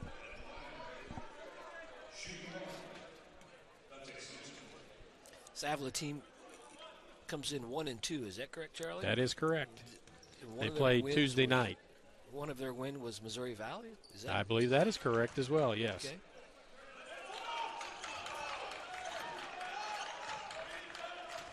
(60-37), a 30-point lead down to 23. Still no cause for alarm yet. This 5 has not generated a lot of offense yet. Lyles with a miss. Tip inside. And up and in for Dole Majak. Nice finish. His first 2 points as a Central Methodist player. Again, Trent Lyles keeping the ball alive. Good work on the offensive glass. Yeah, Trent Lyles is quite athletic. We talked about Isaiah May, kind of a glue guy. I see the same thing in Trent Lyles a lot of ways. He can score, without a doubt, just like May, but does so many of the other little things that I'm sure his coaches really appreciate. Score the basket and a foul on Morris. When Trent came here 2 years ago, he was a distributor of the basketball. Mm-hmm. He was not a shooter. Mm-hmm. It was a third option for him was to shoot. He has worked on his game to where he has been able to shoot threes much better, shoot balls in particular better, and take the ball to the hoop.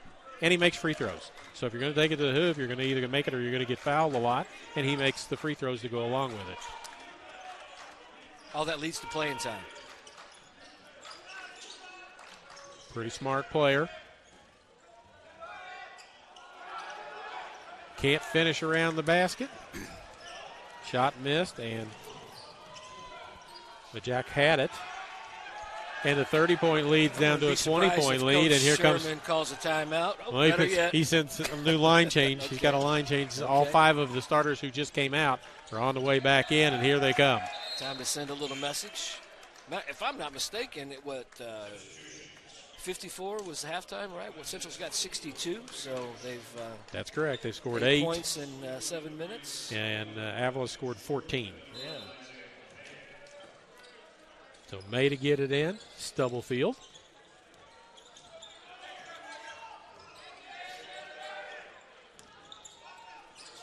Noten comes up short.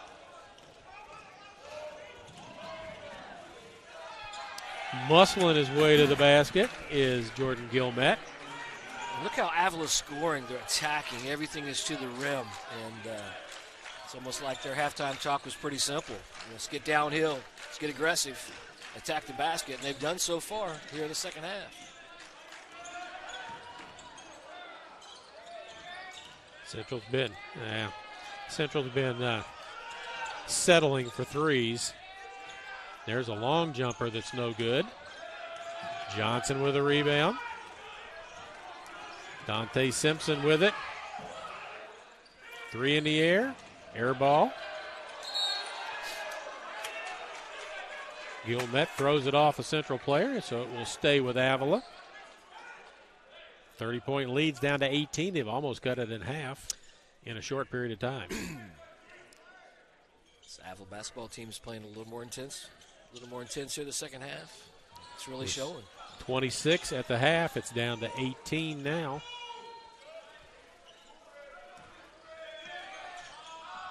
Petilla. Gilmet off the bench. Confidence. This team has come out. He's got 7. Of the locker room, a different basketball team, Charlie Brown. Yeah, 30-point lead, cutting half down to 15. We haven't been to the rim in a while. We're shooting threes. Tom with a rebound, puts it up, the left hand, and good. Much-needed offensive rebound putback that time by the Eagles. And timeout call by the Eagles. Yep. Yes, Jeff Sherman would do that a lot. Score a basket right after you've had a little problem. Score your basket, call your timeout, and regroup defensively. Yeah, I think, Charlie, what we're seeing, quite honestly, is just a simple difference of one team came out of the locker room with some intensity, which has led to good defensive work and some easy transition, aggressive offensive baskets, and that would be Avila. Central Methodist come out a little complacent here in the second half. Of course, when you have a 26-point halftime lead, that's true. Those type of things can happen. But when you settle for 18-foot-plus jumpers almost every time down the floor, it's not going to go real well. We'll just talk here in the second half. We really talked about ball distribution and ball movement. Their assists were up in the first half. It's almost like, 2 passes, get that shot or what have you here in the second half. And I'm sure Coach Matt Sherman's talking about that. Let's get back to what got us that halftime lead here. And Eagles in the first 2 games shot 54% from the floor. And they shot well in the first half and have not shot well here in the second half.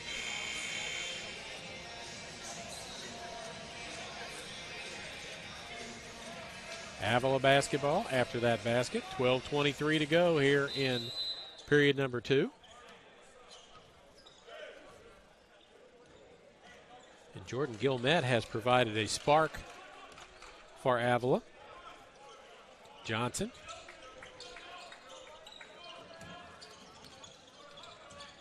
There's Gilmet with hop, skip, and a jump. Big Tom with a rebound. Good pass. Stubblefield lays it up and in. Go to the hoop. Good things happen. First assist by the Eagles here in the second half, Charlie. I'm looking to see Tremaine Banks, number 22, is their leading scorer going into this. And a little flush by Stubblefield, which is pretty impressive based on the fact that Everett Stubblefield is 5'11". So 4 straight points. Larson back in the ball game, gets it to Johnson. Now things in the lane getting a little tougher. 3 on the way from the corner, good by Petaya. He's got 5. He's actually their leading scorer, averaging 11 points a ball game. Bench for Avila wants that group to play some defense. That's probably not a real good matchup for Avila right there. Noten misses the jumper. His numbers are not great through the first 2 ball games, and there's a travel. Noten 5 of 17 in the first 2 ball games from the floor, 29%, and 0 for 10 from the 3-point line. He's got no points in this game. Stubblefield gives it to Noten.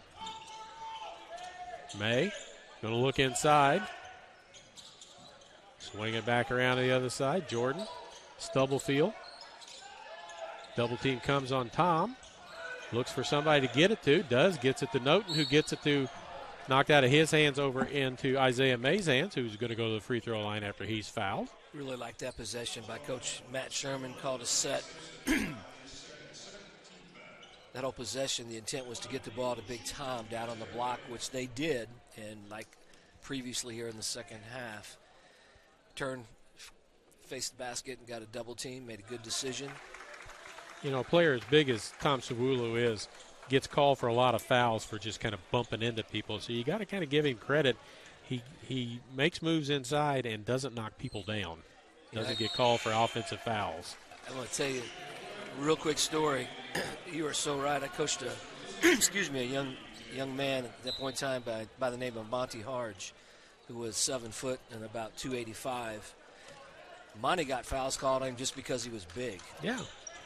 He wasn't supposed to. Yeah, he wasn't supposed to move. It's unreal. Just because he was big, he wasn't able to do normal things that other people did.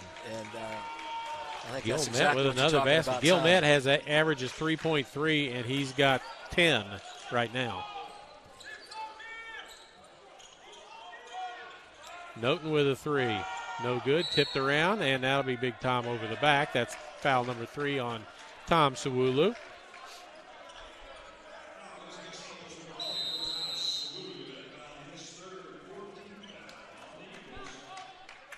I think we've got a media timeout. So it's 70 to 53. The Eagles have stemmed the tide a little bit. They had a 30-point lead at 60-30. So they've scored 10 since then, and Avila scored 23. So just like Central went on the big run in the first half, Avila's done the exact same thing here. Yeah, Coach Sherman had a timeout here a couple minutes ago, and I think got their attention. They came out, had a couple nice defensive possessions that led to some easy buckets. Kind of got back to what they did in the first half, and long way to go, but you got to respect everybody on any given night. You got to play the full 40 minutes. Yeah, and Gilmet may have been injured and didn't play but a couple of minutes in a ball game. I don't know, but he's filling it up here.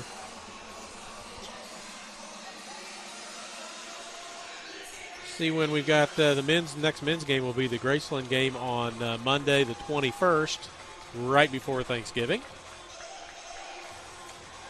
That'll be a doubleheader. That's a Monday, so that'll be a 5:30, 7:30 women's men doubleheader. Charlie, update some stats here before we come back to live action. Central Methodist shooting 40% from the 2-point line, 26% from the 3, 6 of 23. Still shooting very well from the free throw line, 84%. On the flip side, Avila, 46% from the 2, 31 from the 3, and 66 from the free throw line. Have only shot 9 free throws to Central's 19. And Gilmet proves that he's human by missing a shot, but he's not going to stop him because he's looking for another one. Inside, nice pass. Simpson up, no good, but a foul will be called on James Jordan.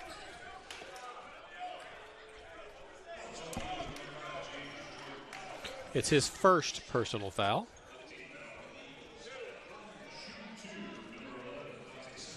Dante Simpson at the line. 83% free throw shooter so far this year. 13 points for him. They've got 2 players in double figures. Early in the year, you're still trying to figure out who can do what for you, and you see some of these scoring averages change and be adjusted. Certainly the Eagles playing 11 kids, that's definitely going to cut down on somebody's minutes. Exactly, as well as their production offensively. Morris, drive, puts it up, banks it in. They're going to count it. Charlie, that was a strong move that time. Strong move. He's got 11 now.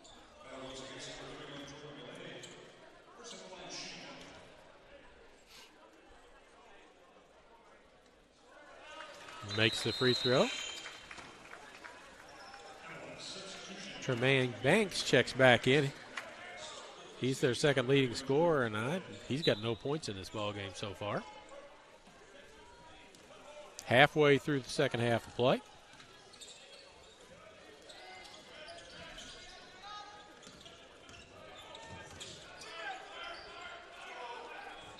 And there's a foul. Probably not a bad foul on Everett Stubblefield, as he had a much bigger player posting him up. Yeah, Central got caught on a switch that time. Good awareness by Avila. Bigger player with a switch, get down on the block, create a mismatch. Avila will be shooting free throws from here on out. That's team foul number 6 on Central.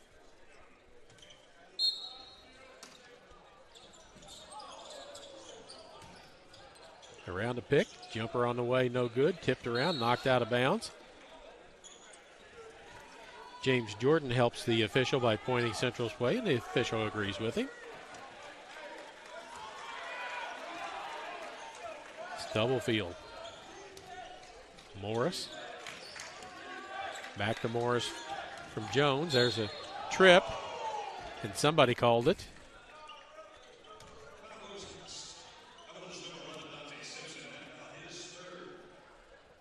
That's on Dante Simpson, his third personal foul. Team foul number 4. It's one of those that you almost have to call, Yeah, if you don't, Matt Sherman's going to be screaming and hollering because it's a dunk on the other end.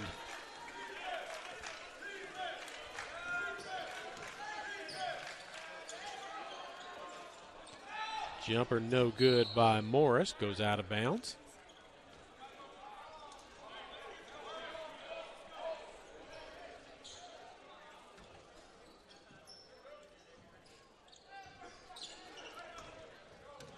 Williams with the basketball. It's double field on him.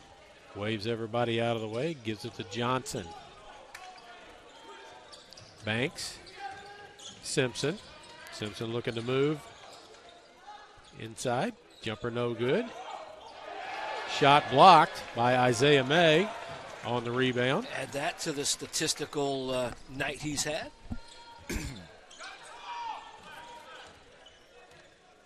Stubblefield going to pull it out, look for some space. Morris to the hoop, loses the handle on the basketball. Simpson ahead of the pack, lays it up and in. Well, I thought Morris got fouled, to be honest with you, Charlie. So did he. I heard it all the way up here. It seems at times that the officials wait to see. If you make it, I'm not going to call it. If you miss it, I'll call it then. Stubblefield down to 16 is the lead again. Morris. Stubblefield. Step around. Off the glass, no good. Reeves with a rebound.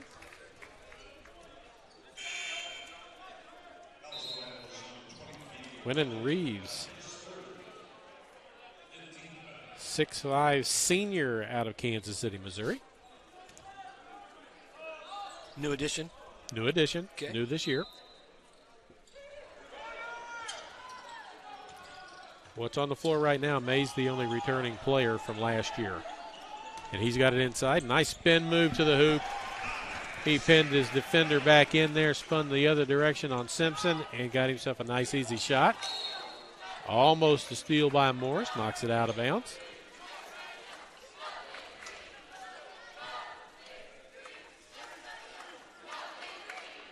Nobody wants to throw it in.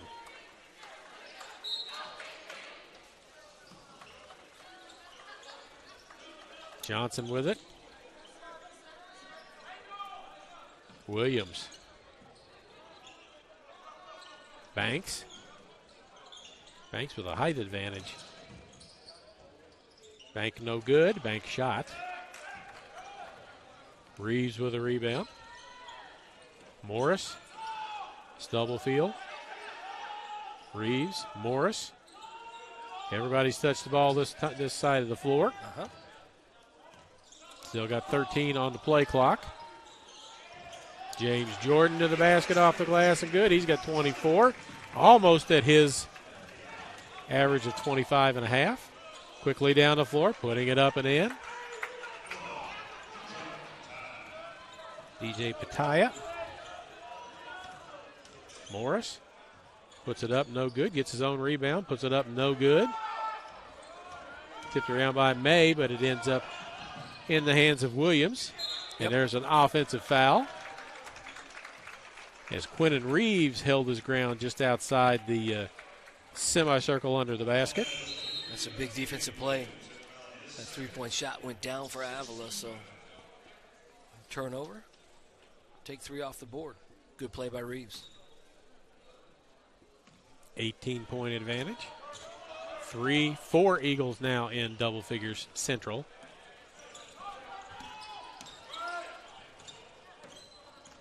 Everybody on the floor is in double figures except for Quentin Reeves. And there's the average plus for James Jordan. He's got 26 now. Shot blocked. Quickly down the floor. Here's What a Morris. pass. Slam dunk. What a pass by Stubblefield. No dribble and a big slam. What a pass. And Coach Sloan wants to calm the crowd down a little bit, so he takes a timeout as the lead pushes back to 22. There's that second half run by the Eagles. Good defense. Good Dejon aggressive Northerton offense. doing our replay, showing you that dunk again as that flush happened in a hurry. Knew he was going to show that. You may show it another time. He may, very well. You talk about 4 players in double figures for this Eagles team, playing 10, 12 kids comfortably tonight. And just, again, the depth. We talked about the returning players. Coach Sherman went out and got some really good additions to this basketball team, and very well balanced and have the ability to score, obviously, in the paint, off the dribble. We know they like to shoot the three-point. Haven't shot it particularly well tonight. 6 for 24, but a very explosive, talented Central Methodist Eagle basketball team. Kind of update on some stats here with 5:32 remaining. Central 42% from the two-point line. Avila 42, about the same. Three-point shooting. Avila 29.4%. Central Methodist 25, about the same. Free throws 72 for Avila. Central Methodist shooting 85. Big stat. Look at. Sorry. No, go ahead. Real Number quick of free throws. How many? That's. Yeah, before that, Avila's been turned over 22 times so far in this half, and Central is 17 for 20 from the free throw line. Okay. There's a tip inside. I was just going to tell you that Jay's shown that the dunk so many times, our machinery's kind of got gummed up. We had to do some work to it to get it to come back to live action. It wanted to replay that dunk like 6 times in a row, which would not have been all that bad. First free throw on the 1-and-1 is good.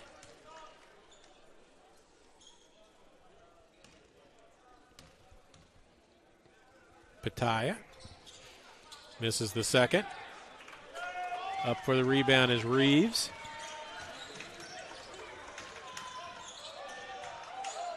There he There's is. Isaiah May to clean it up inside as Jordan missed the chippy inside. But Reeves with an offensive rebound and a putback. The thing about Jordan with his basketball team, and Coach Matt Sherman, all the credit, he's able to break the defense, but he's got space. Their spacing is really good. And boy, he's got such an explosive first step. There's Pataya scoring again. He's got 10. The average is 11. Stubblefield's season opening takes it right to the hoop and lays it up. Coach Sloan not going to be happy about that on the Avila side. Talks to his assistant coaches like, who was responsible for that? Dinkins, who had a couple of threes in the first half, one counted, one didn't, back in the ball game. Johnson, Gilmet off the glass, no good. And there's May with another rebound. He's going to push in on double-double territory here. 3 on the way, no good. There's a steal by Morris. He lays it up and in. He's got 16 in the ball game. I say May's approaching double-double. He's probably got like 6 rebounds or 7. 6. Yeah. Correct. My hyperbole got away with me. Gilmet to the hoop. Pull up, jumper.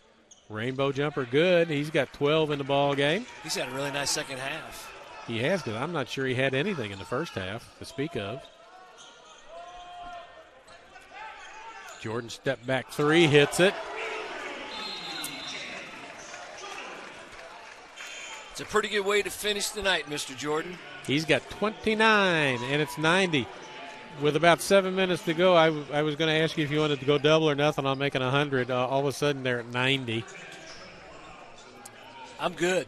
Yeah, I see. And but the good thing is they're running the clock during this. They ran a couple of seconds off while you weren't paying attention. Hey, So they're going to make a 3 at the buzzer to get to 100, and it's not going to count. Call Coach Jeff Sherman down there at the scores and table. what's the deal? Get those seconds back. Charlie Bronikowski in the ball game, and that's him picking up the foul. Local boy from Boonville, Missouri. Yeah.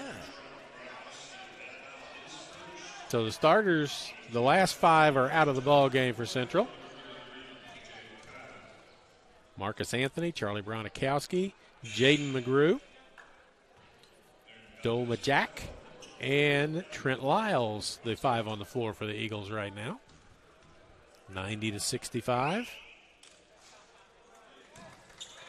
Anthony with the rebound out of Jeff City. You covered him for several years. Jeff City Alliance, great player. Yeah, absolutely. Saw him when Boonville played him, and Boonville had no answer for him getting to the hoop. He got to the hoop every time he wanted to get to the hoop. Anthony. Lyles with a long 3, no good. The Jack had it. Foul called on Marcus Anthony. It'll be a 1-on-1 on the other end. That's team foul number 9 against the Eagles.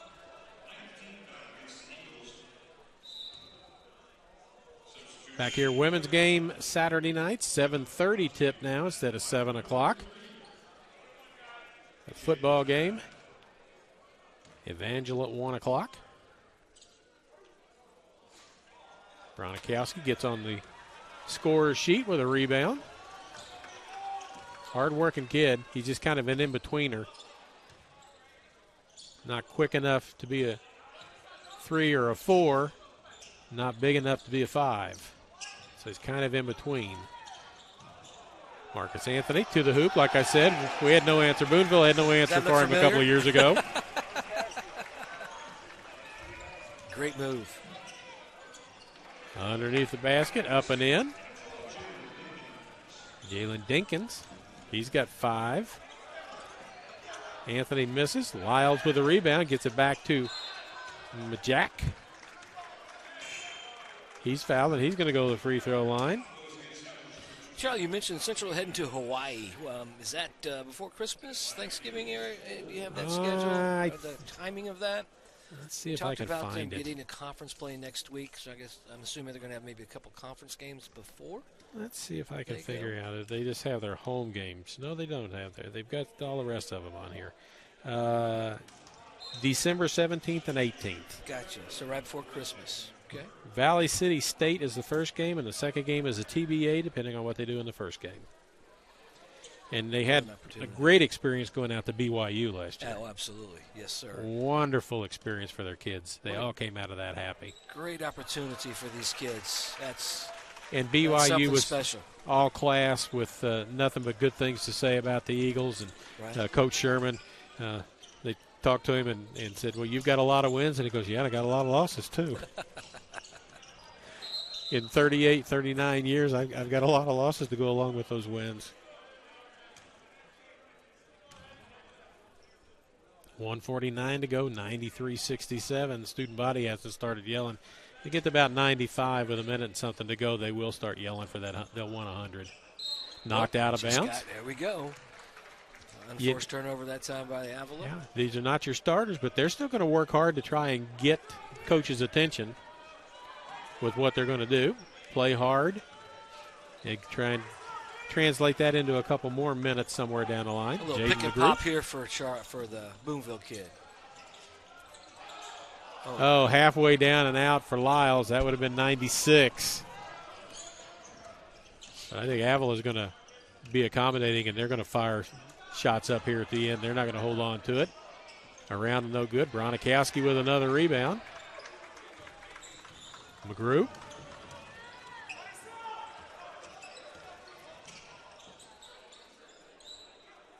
Bronikowski wants to size up a 28-footer.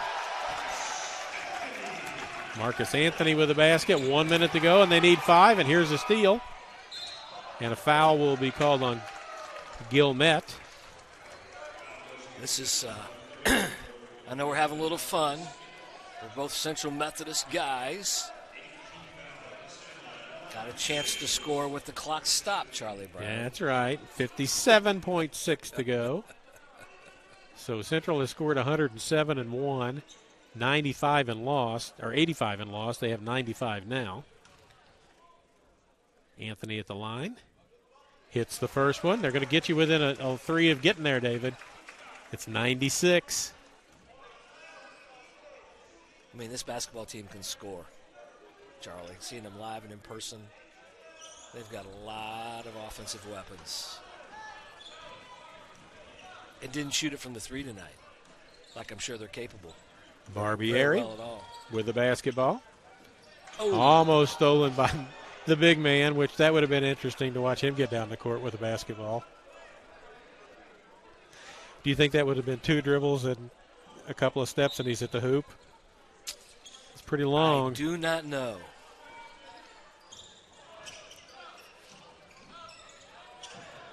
Dinkins to the hoop. Bronikowski fouls him, doesn't go. 37 seconds to go, and Central needs 2 scores or a 3-pointer that goes at a foul.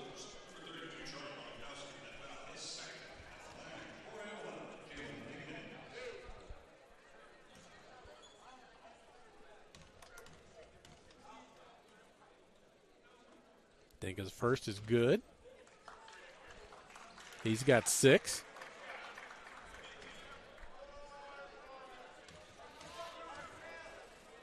Crowd here's been pretty tame tonight. Makes them both.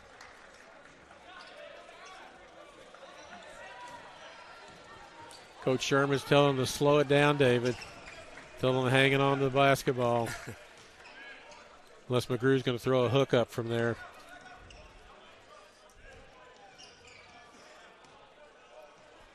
Six-second difference between shot clock and game clock. Down to 7 on the shot clock. McGrew looks like he's going to take the turnover. That's and respect. There it is. Yep, respect by Coach Sherman. And there's our first shot clock violation of the night. There we go. You didn't think we'd get I one. didn't think we'd get one. Is that a prop bet man. that you can get on how many you're going to get during a ball game? They're going to dribble it out. 96-69 is going to be our final score. So Central moves to 2-1 on the season. Avila falls to 1-3. We'll be back Saturday. Football action here at 1 o'clock against Evangel. And then there'll be some soccer action at 6 o'clock. I don't do that. That's beyond my scope. I thought you could do it all, Charlie. Oh, no. Man's got to know his limitations, and I know mine there. All I can tell you is they're kicking the ball around. I don't know the strategy involved in that whatsoever. I've done a couple of soccer games, and it's just been brutal. Understood. So, and then back here for women's basketball, because I hope we still got the camera going, and you see Coach Sherman out on the floor, Coach Matt Sherman. So hopefully first of many, many more home victories for Coach Matt Sherman. Yeah, and I hope the family back in Colorado gets a chance to see that. There's a couple of Hawaiian shirts out on the floor. I talked to Jeff before the game. I think he said his dad may be coming to his Hall of Fame enshrinement. What a nice thing that would be. I personally will be in attendance because Jeff and I are very good friends, and happy to share that several other players from our era will be in attendance as well. So certainly want to congratulate Jeff on that phenomenal enshrinement here in a couple weeks. And Charlie, Matt Sherman, man, what a great effort, and an exciting basketball team, exciting group of kids, talented players he has. And it's going to take a little while for them to figure out their roles and kind of meld in together to make something happen. But you got to be pretty excited about what you see. You lose your top scorer from last year, transfers out, and you get some players in that replace him, and then some. And big players that Jeff Sherman looked for years and just couldn't get one in here. Now he's got Big Tom that he got in here out of London, So I've got to text his mom here in just a minute and tell her that it was 96-69 was the final score. So based on that, I'll send a text message and let her know, because I think it is probably about 3 o'clock in the morning there. Don't want to wake her up, but it's good news. and look and see what am I going to tell her about Big Tom. How many points did Big Tom have in this ball game? For you here real quick.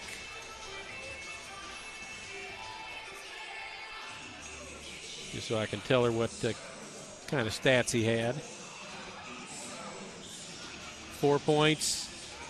11 rebounds. 11 rebounds. Yep, So contributed off of that. Yep, led the team, and as always, Mr. Hustle.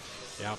Got some floor burns tonight. Yeah, he did. He's not afraid to go after the basketball, and quite frankly, if I saw him diving towards my legs, I would be moving as fast in another direction as humanly possible, because I could see that being a major problem. Charlie Brown, thanks as always. Really appreciate it. Thanks for your work, your coverage here of Central Methodist. As always, do a great job, and it's always a pleasure to have you, David. You have an open invitation. Anytime. I appreciate Bring it. Danny Whithelm with you another time. We'll get him to open up a little bit. Yeah, well, I'll work on that. Yeah, Thank you, my friend. That. No problem. For David Fox, is Charlie Brown. 96-69 is the final score. Will be football action, 1 o'clock on Saturday. Women's basketball Saturday night at 7:30 here on the Eagle Sports Network. Thank you for watching, and good night, everybody.